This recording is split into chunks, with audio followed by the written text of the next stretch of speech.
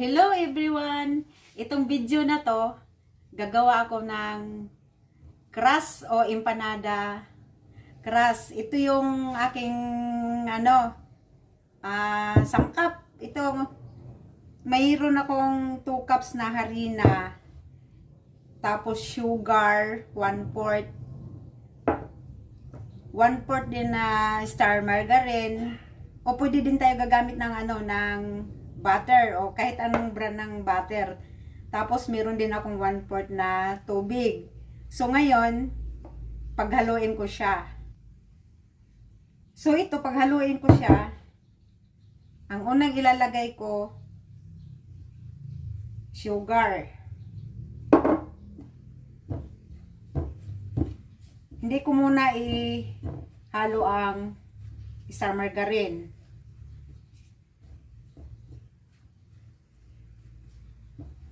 So ito na, halo na yung sugar at saka harina. Saka na natin ilagay ang star margarine.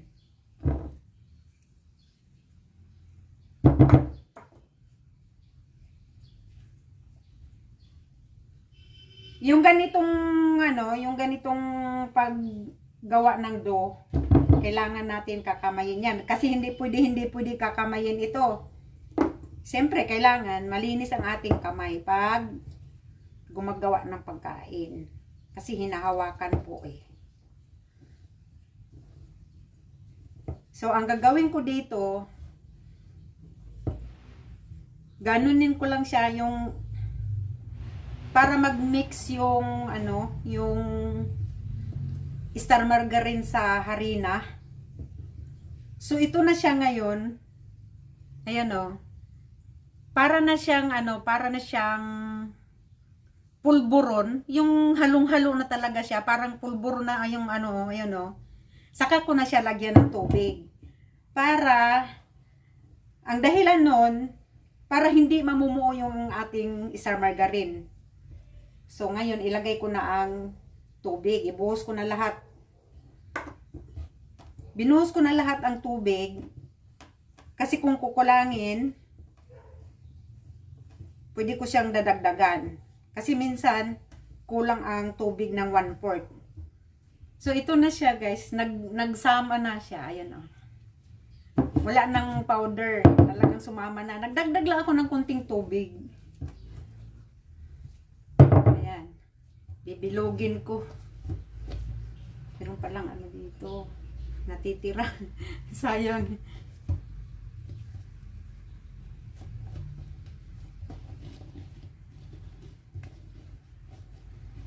Hindi siya kailangang anuhin masyado na yung parang gumagawa tayo ng tinapay. Hindi po siya pwedeng ganun. Saglit lang po siya natin ganyan. Tapos, ilagay ko siya dito. Dito ko na lang siya ilagay. Tapos, takpan ko lang siya. May takip ako plastic.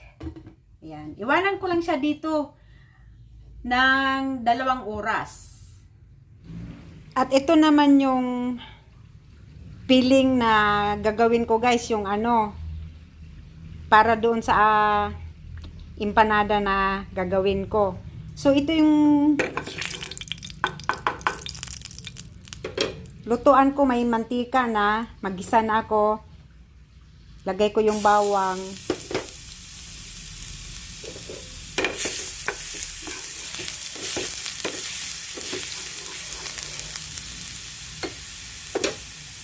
Sunod ko na agad ang sibuyas. Kasi ayoko nang tunog. Ayun, medyo na nga nag-brown eh. Ayoko nang ganun eh. Ayan siya. Tapos maglagay ako ng bell pepper.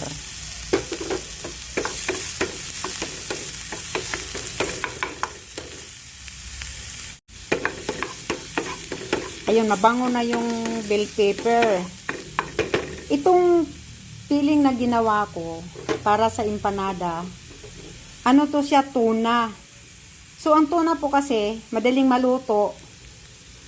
Kaya ang carrots, ilagay ko ng mauna para maluto yung carrots. lutuin ko muna tong carrots. Saka ilagay ko na rin yung pasas.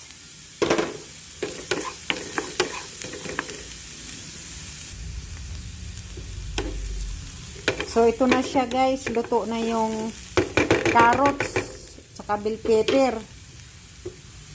Ito na yung tuna, ilagay ko na.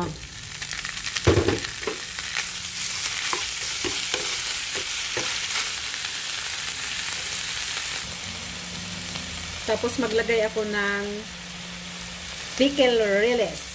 Kunti lang, isang kutsarita. Tapos maglagay ako ng paminta.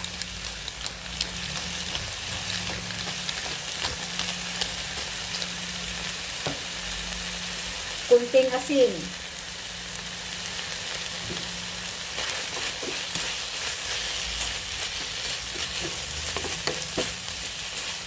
Yan, okay na to siya guys. Kasi nga tuna, madali lang maluto eh. Luto na yan eh. Okay na yan, palamigin ko muna ito. So ito na guys, pagkatapos ng 2 oras, ito na yung aking dough. So gagawa na ako. Ito yung filling na ano niluto ko. Tapos meron akong mayonnaise. Tsaka kiso na naka-slice maliliit. Tapos ito yung hulmahan ko, small, very small. Tapos meron akong rolling pin. Tapos ito dito sa mayonnaise. Ito yung pangkat ko sa dough. Kailangan ko pala ng flour. So ito na yung flour ko. So, ito yung dough.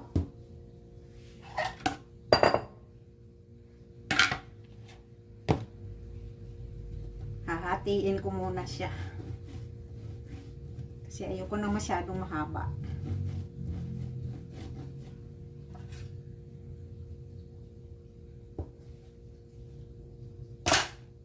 Tatabi ko muna to.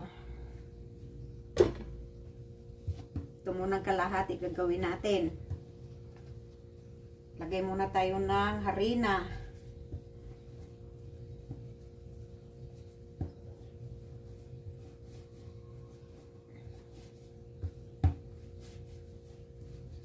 So ito na siya guys. Kailangan ko siyang putulin ng maliliit. Ganito lang kaliit. Kasi bailog natin yan mamaya.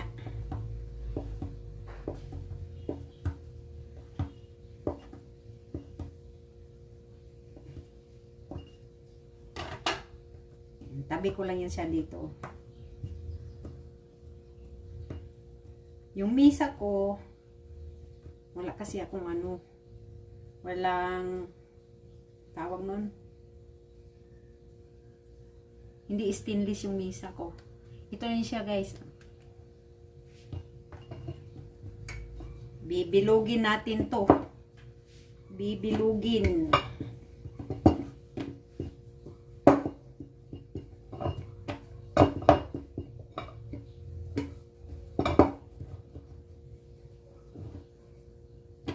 Medyo manikit. So, anin natin ang harina.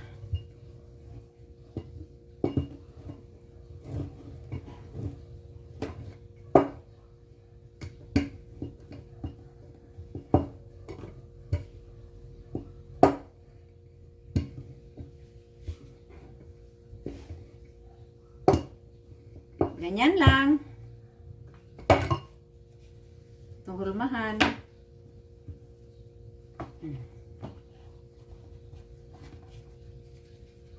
Bago ko siya lagyan ng filling, pahidan ko lang siya ng kunting mayonnaise. Kunting-kunti lang.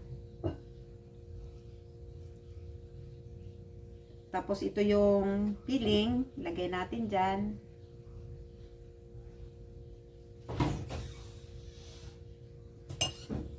Tapos lagyan ng kiso.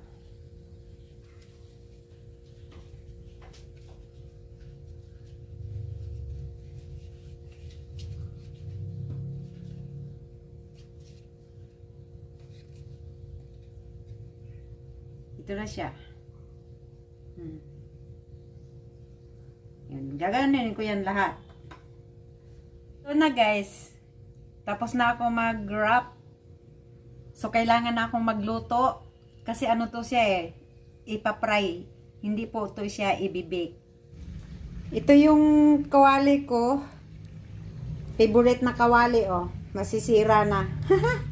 Ano siya, naalis na yung kanyang teflon. Kaya dito na ako nagpiprito. Yun, mahina lang ang apoy nito. Ayan siya guys, ayan Mahinang mahina, ayan. Tapos ilagay ko na ang aking empanada. Yan, kakamayin ko yan kasi pag itutong yan, masisira. Yan. Pero ingatan lang na hindi mag-ano yung kamay para hindi mapasok.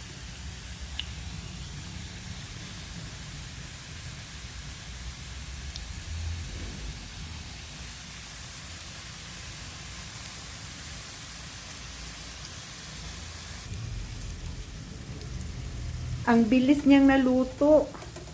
Yan siya guys, baliktarin ko na. Kasi nga maliit kasi ito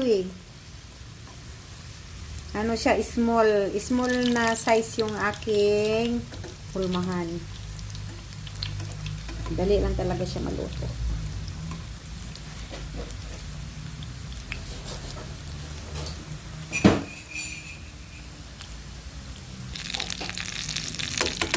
Ito na guys, kailangan ko nang alisin kasi brown na.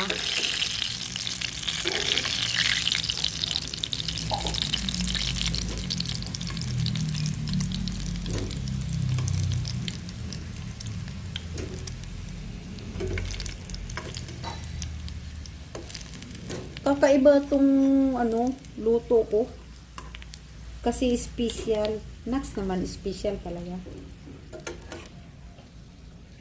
Ayan, dito ko siya ilagay. Ayun, meron akong patuluan.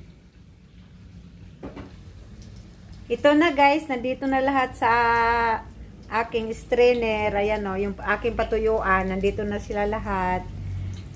Ayan guys, okay na yan. Thank you for watching. Bye!